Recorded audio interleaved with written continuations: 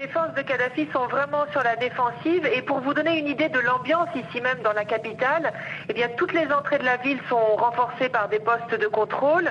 L'armée a également déployé des batteries antiaériennes à la sortie de Tripoli et puis un petit peu plus loin, à 200 km d'ici, à Misrata exactement vers l'est, eh bien la contre-offensive du régime se poursuit.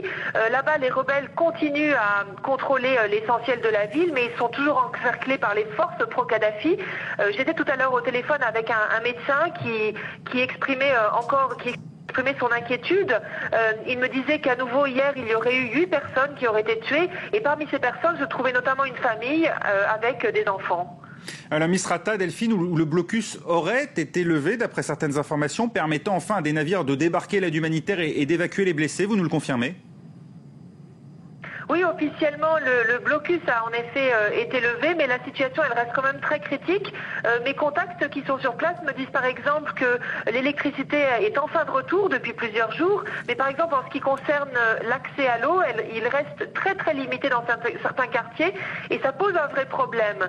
Et puis depuis plusieurs jours maintenant, eh bien, on peut vraiment dire que Misrata, c'est comme une ville fantôme. C'est comme ça que ses habitants décrivent Misrata. Les gens sont bloqués chez eux, ils ont accès à très très peu de vivres et ils se contentent aujourd'hui du minimum.